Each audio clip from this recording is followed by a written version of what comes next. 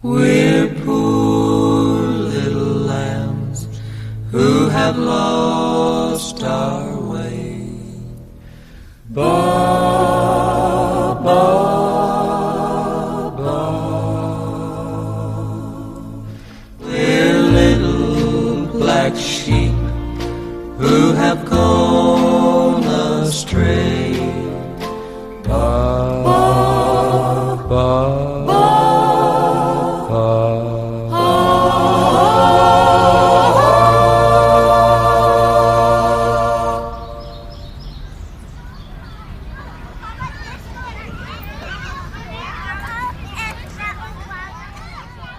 Hey there! Welcome to the My Shadow Life podcast. I'm Russell Fontaine. And I'm Mike Eaton. How's it going, everyone? How's it going, Mike? It's going okay. You know, I forgot to tell you something. We've been getting a lot of emails lately about our name, about My Shadow Life. People look at it and they think we're dark and spooky, and don't get me wrong, I like horror. I've seen Twilight. But that's not what we're about. What My Shadow Life is about going outside in the sun and being able to see your shadow and know you're alive.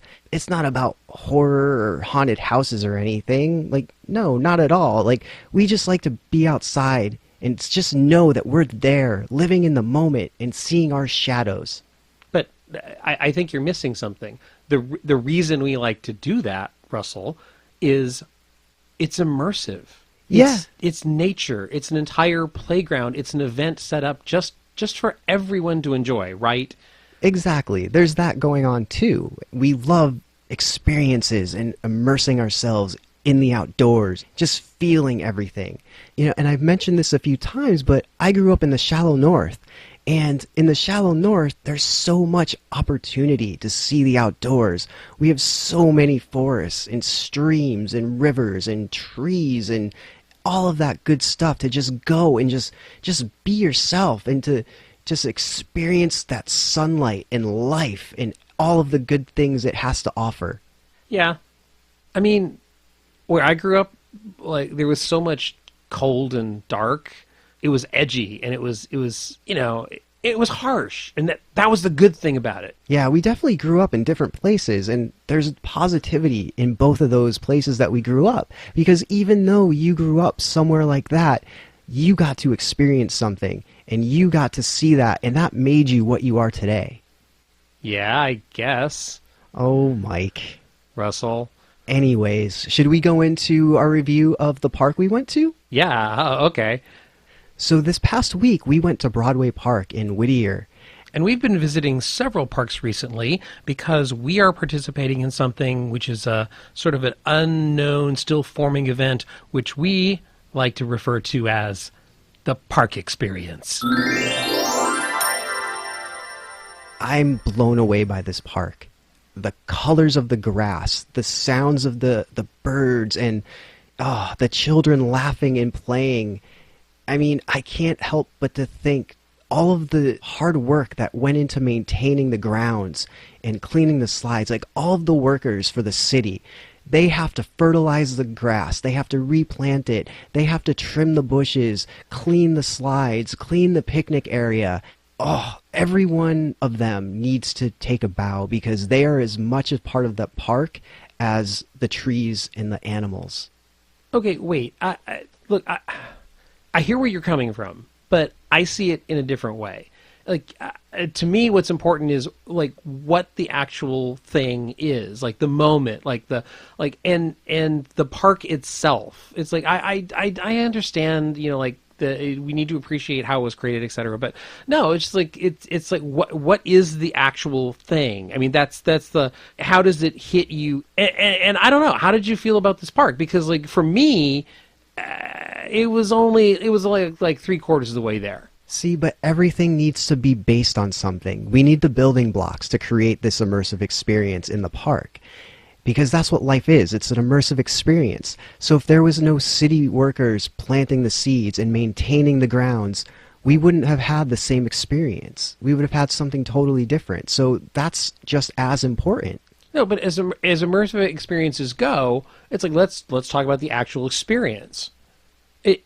It's a park. It like it just it's there, and I don't know. I guess I was expecting something harsher, or I was expecting something like to cut deeper for me than this park did. Well, there aren't any extreme parks around if that's what you're going for, but this park to me, this hit me so hard emotionally because there was this one slide and it was a red slide, and the way the steps were going up to this slide at probably an 80-degree angle, just walking up that slide, holding the handrails. How many other people have held those handrails? How many other people have had this same experience that I'm about to have? What did they feel in this moment? Did they feel like I did, or did they feel like something else? And going up to the top, looking down that metal slide and seeing my reflection, seeing the reflection of the sun and the trees, it hit me so hard. And I haven't felt this way in so long, and it just brought me back to a time and place that it's unexplainable. It just meant so much to me, and I thank the city for having this place. Like, I thank them for building it, because they brought out something in me that I've been looking for and been trying to find for so long. Okay, you get some of that. I understand some of what you're saying. Like, we go to parks, we go exploring, and you and I look at different things, and we expect different experiences, and that's just I mean, we approach things differently. Absolutely. You got one part of that, like you hit on the one key thing, the red of the handrails. You said red slide. Like, I got there and I immediately, like, my heart jumped, because the first thing that I did was blood. Like, I was so excited going in, and then you mentioned like the 80, like the steps, they weren't steep enough. They weren't like, and the slide itself, it wasn't intense enough. It's like, I just, if you're going to do it, I wish they had gone farther. I wish they had been more extreme. I wish the angle had been more intense. Like, because sure, it was okay, and they gave it a good try, I think, but they could have gone farther. That's so you. But here's the thing. This is a public park. They can't do that for the safety reasons. You have to think of safety. And you know me, I'm the safety guy. For example, the steps up to the slide were not padded. What if a child slipped and hit his chin on the steps? Yeah, they were metal grate, which I thought was really cool because they were sharp. But when you have a public park, everybody has access to it. This isn't a paid park. It's not an invite-only park. It's a public park, and it's free. Supposed to be rough around the edges. No, it's not. What are you talking about? This is a public park for families to come to and enjoy and just be there and have fun in the moment and live in the moment. They're not supposed to worry about getting hurt. But the risk of getting hurt is part of the excitement. It is if you're a little kid, but nowadays everybody is sue happy. The city would be getting sued left and right if they made it worse. Well, Look, I get it, but you know me. I'm the safety guy. I always think about this first. yeah, I know, and look, I understand why. I mean, it's like I've been doing immersive parks with you long enough now that I know that you worry about things like that and you look at things like that. But I'm not that guy. I mean, I want to live like that moment itself. Like, it's supposed to be intense, and I want it to be intense. And I don't want to be thinking about the safety. I don't want that to be a factor in my experience of being immersed in the fun that a park is supposed to be. Well, maybe next time you can go down the slide head first instead of butt and legs first. Go down on your stomach. That'll add to it, and you can still keep... The angle wasn't sharp enough. Well, maybe next time. Maybe the next one we go to. Speaking of sharp, did you notice the really cool, like where the metal, because it was the red handlebars. I mean, you climbed up the stairs, and then did you notice how rough the corrugated metal was around the edges? Like, it gave you that sense of danger right at the top, and you didn't know what you were sliding into. That's what I'm talking about. See, I did notice that, and I noticed danger. The first thing I thought of was some poor kid is going to get hurt because they're not going to be paying attention. They're going to go up here Their parents won't be with them, and they're going to get hurt, and they're going to start bleeding, and they might need medical care. That's not what a park is supposed to be about. Sometimes a little blood is not a bad thing. Right, but there's a time and a place for that. Yeah, in an immersive park. No, not always. There's special things for that. I really enjoyed my time here, but towards the end of my experience, after I went on the swings, which the swings were, oh my God, the swings were fantastic. I got so high up in the air, I felt like I could go around the top and just do a 360 loop. Like, that's how high I got. It was magical. You're not going to believe this. When I got on the swing, like, the coolest thing happened, because it was okay, I'm going to describe this, and hopefully people listening will understand. It's not just the standard swing, it's the kind of swing that has a back to it. So when I originally sat down, and I kind of like had to adjust my position because the swing was a little low for me, so I reached back and I like pushed myself back. My hands got caught, Mike. Oh. It was like my hands were pinned behind me, so I pushed back and took off like that. Oh, it was that's- so intense. That sounds scary. It was like swinging with my hands tied behind me. It was awesome. I don't know if I'd be ready for that. You are ready for that. I don't know. If there's no supervision and no city workers there to make sure I don't harm myself, I don't know. Trust me. You want me to lead you to the dark side. Come with me to the dark side. Oh, only under adult supervision. But Ugh. anyways, what I was getting at was there was a bunch of parents there, and their kids were running around and playing and full of glee and happiness, and it was fantastic. It reminded Yeah, they were me, annoying. No, they were there to have fun, just like you and I were. But what happened was all of their parents were there on the side, staring at their phones. None of them were looking after them. No one were taking part, immersing themselves in their children's laughter. They were just sitting there, checking Facebook or Instagram, and that almost took me out of the whole experience, because you should be there enjoying life with your children, because you never know how much longer you have here. And go out and have fun. Take your eyes off the screen for a second and enjoy the world and everything it has to offer. I always tell people to go play, and they have a perfect opportunity, and what do? They stare at their phones. You're not going to get sad again, are you? No, it just makes me worried about everything, because these children are having the time of their lives, and their parents aren't involved with them. And, then being the safety guy, I go back. What if one of them trips and falls? That's part of growing up. Falling is part of growing up. But they should be with their mom or dad when that happens.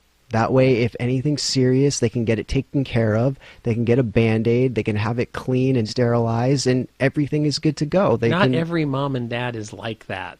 I know. That's what I witnessed. And it nearly ruined the day for me. So I will say that after the swing thing, which actually that was for me the biggest thrill of the day. Just because by accident that it was more intense. So Russell, you and I got hungry. There's a Circle K, right up the block from the park. Yeah, and that's the design of this area really, really gets to me, because you have this park, and within walking distance you have a Circle K where you can go for refreshments. You don't even have to get in your car, drive, find parking again. You can just park one place, have this experience, get food after. I can't commend the city and the designers and the planners of this area anymore. It's perfect. It was cool. The thing is, like, we went and I got to admit, because I've been trying to eat better and all that, and so we went to the Circle K, and I got to admit, I had my first Snickers in a long time, dude, and it tasted so good. You and your Snickers, I'm sorry, but my Kit Kats, I can't help but think they're much better. And they got melty in the hot sun, didn't they? The Snickers didn't. How did this? They're both chocolate. The Snickers is like a harder shell. Kit Kat is like this pasty thing that like with the thin wafers in between. It just like it disintegrates in heat. It goes down nice and easy. I don't know. Anyways, we could bicker about Kit Kats and Snickers Team all day Snickers. long. Team Snickers. No, Team Kit Kat all the way. So overall, how do you feel about this? Would you go back? I don't know. Look, it's like I want to be immersed. I want to feel intensity, and this just didn't have the intensity that I wanted. But I will say, like, it has potential, but it's like it just wasn't intense enough for me, for my taste. Right. I wanted more. Well, I think I'm going to go back without you then, because like I said, when I was going up that slide, just those feelings that it invoked within me, it just brought me back to another place. Like, I loved it, and I loved that feeling so much. You and your feels. Hey, it's who I am. Before we wrap this up, let's mention a couple of other things that we do have coming up on the calendar. Oh, Mike, I am so excited about what's coming up, because you know what's coming up? What? Easter. Oh, that's true. That's true. And that means Easter egg hunts in the parks, and we get to go and experience Easter egg hunts again. And I am so excited to see the Easter Bunny hopping around, hiding eggs, and seeing the smiles and the tears of joy on the children's faces, finding the hidden eggs filled with candy and sometimes money. So I'm definitely looking forward to going to different parks on Easter Sunday. Wait, you got money in your Easter eggs?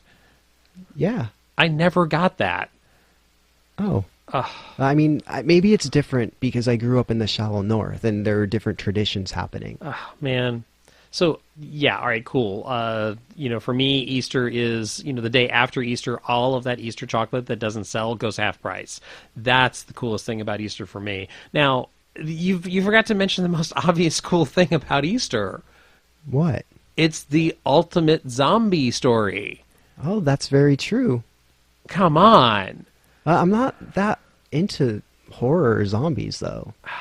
I know you're... Twilight's is as hard as I like to go. Ugh. Vampires shouldn't sparkle. Anywho, I think that about wraps up this episode. Yeah, pretty much. Yeah. Well, thank you for listening to My Shadow Life. I am Russell Fontaine. And I am Mike Eaton. And have a wonderful and amazing and glorious day and week. And we will see you next time. See you soon.